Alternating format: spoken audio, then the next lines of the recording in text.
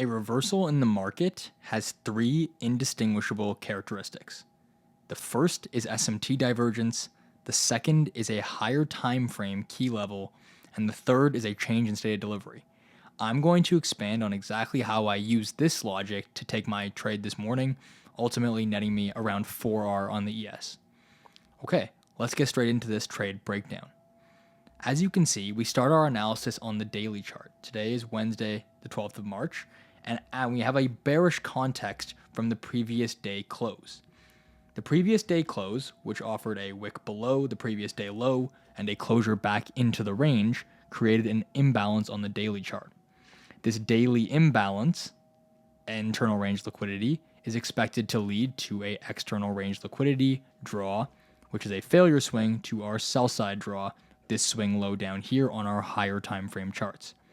Utilizing this narrative, I positioned myself inside of the reversal of this daily candle, expecting price to trade from this internal range of liquidity to the low.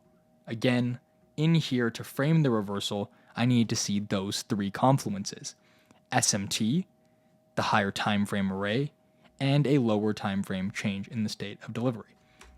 So let's take a look at our lower time frame chart and look at exactly how I approach taking this trade. The first thing we want to point out is that we had an accumulation of the Asian range with no significant SMT divergence with our correlated asset. I'm going to pull up a chart of the NASDAQ here as well for this analysis so we can see exactly how this played out. So, in the Asian range, which we see developing overnight, we do not see a meaningful divergence below this low created at 4 p.m. at the end of the day and then at 6 p.m. in the Asian session open. So this becomes my smooth edge, otherwise known as an original consolidation of the market. This is going to be my key intraday draw on liquidity as I approach framing any sort of distribution from this internal range back down to the external low. So let's take a look at just this fractal in here and see how this trade played out. I'm going to hide some indicators here just to make it a bit easier to visualize.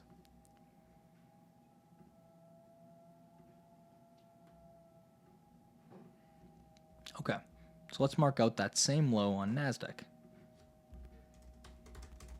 and how we approach trading this fractal lower.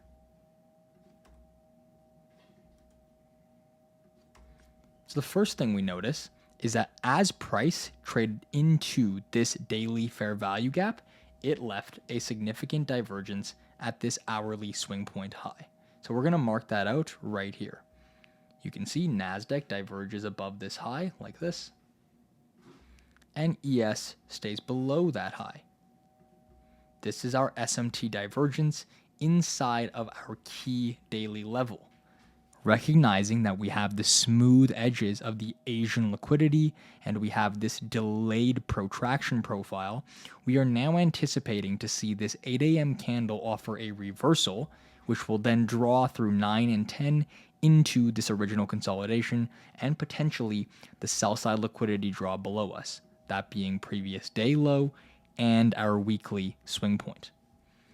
So what we do now is we scale down another time frame, and we try to see if we can observe that change in the state of delivery, which is going to function as the reversal confirmation for this market maker sell model.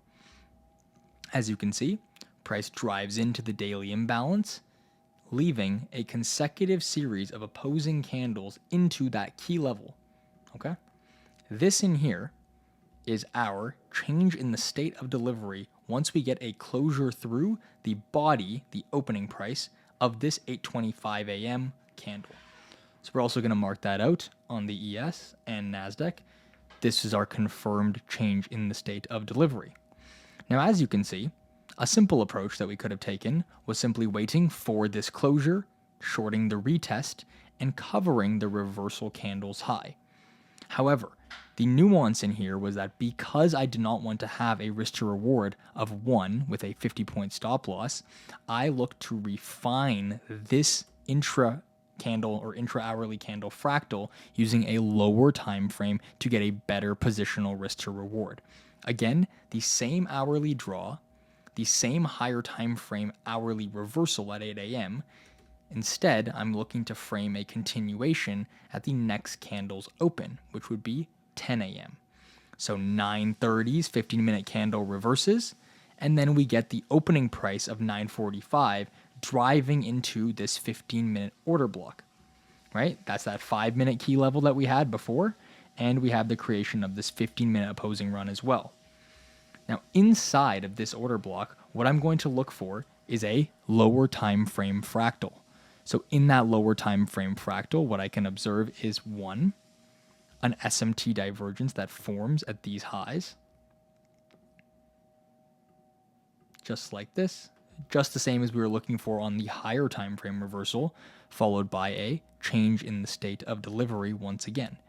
Once I have this lower time frame fractal, I am now protecting a 15-minute swing point, the 9:45 a.m. high.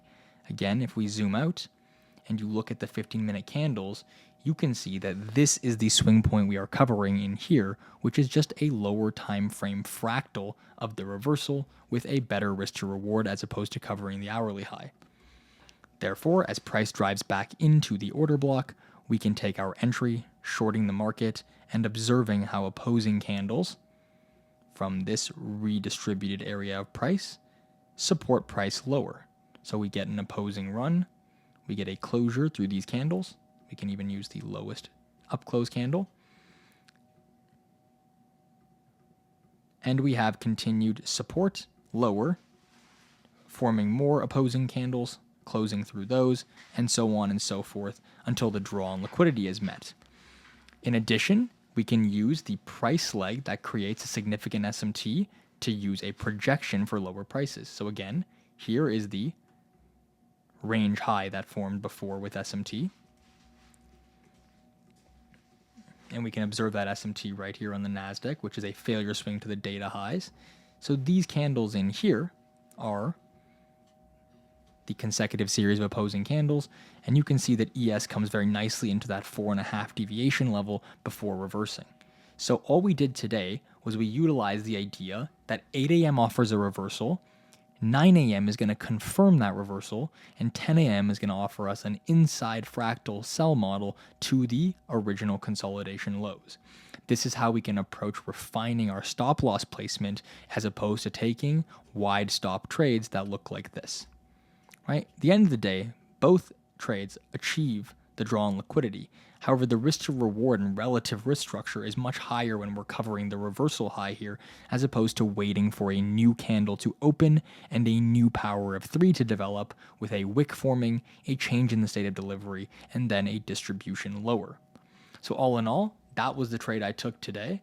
I can post my execution here alongside so we can see the entry I took right in here.